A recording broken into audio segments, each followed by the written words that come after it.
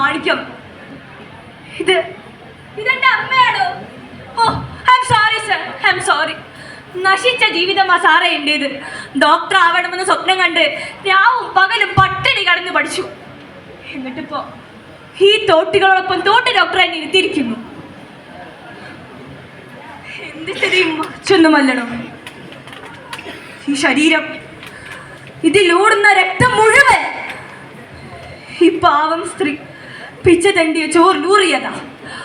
അതെല്ലാം മറക്കണമെങ്കിൽ വേറെ വല്ല രക്തവും കുത്തിക്കയറ്റേണ്ടി വരും. ഇത്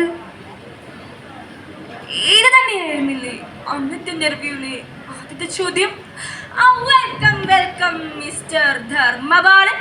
U belongs to schedule tribe, no? നായാടി.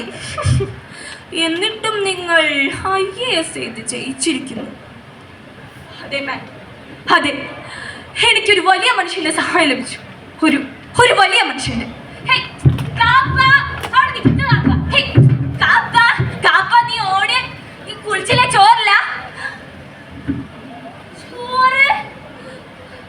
കാപ്പക്ക് ചോറ് വേണം. ചോറ്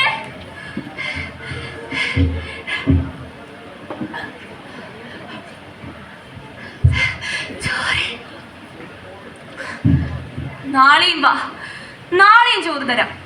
അക്ഷരം പഠിച്ചാ നിനക്ക് നാളെയും ചോറ് തരാം. അക്ഷരവും ചോറും എനിക്ക് സമൃദ്ധിയായി ലഭിച്ചു. എന്നെ നഗരത്തിൽ അലയാൻ കൂട്ടിന് കിട്ടാഞ്ഞ് എൻ്റെ അമ്മ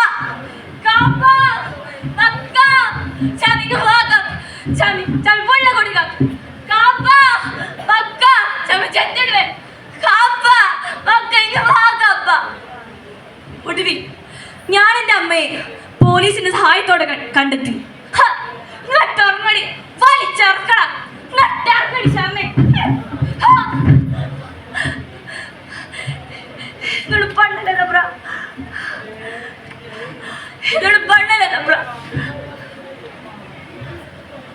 അമ്മ, നിന്റെ മോന കാപ്പൻ. ഇത് നോക്ക്.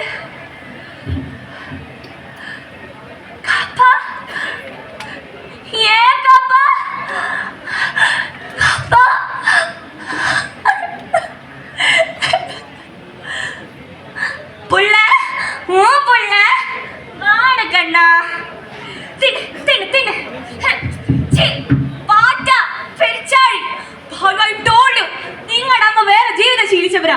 അവരെ പാട്ടിന് വിട്ടേക്കും. പാണ്ടനായ കാപ്പ ഇപ്പൊ തമ്പ്രം കളിച്ചു.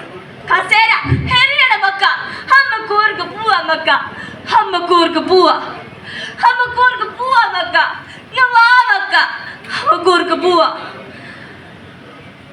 ഈ ഇന്റർവ്യൂവിലെ ഒരു അവസാനമായ സാങ്കല്പിക ചോദ്യം. താങ്കൾ വിധി പറയേണ്ട ഒരു കേസിൽ ഒരു ഭാഗത്ത് നായാടിയും മറുഭാഗത്ത് മനുഷ്യനും ഇരുന്നാൽ താങ്കൾ എന്തു തീരുമാനമാണ് എടുക്കുക? ധർമ്മങ്ങളിൽ ഏറ്റവും വലുത് സമത്വം തന്നെ. സമത്വം എന്ന ധർമ്മത്തിൻ്റെ അടിസ്ഥാനത്തിൽ നായാടി എന്നേ അനീതിക്കിരയായി കഴിഞ്ഞിരിക്കുന്നു. അവൻ എന്ത് തെറ്റ് ചെയ്തിട്ടുണ്ടെങ്കിലും അവൻ നിരപരാധിയാണ്. അമ്മ, നിന്റെ ശരീരം ഇതിൻ്റെ എല്ലാ വിശപ്പുകളും ശമിച്ച് ദ്രവിച്ച് മണ്ണായി തീരണമെങ്കിൽ എനിക്കിനിയും എത്ര സിംഹാസനങ്ങൾ വേണ്ടി വരും. നന്ദി.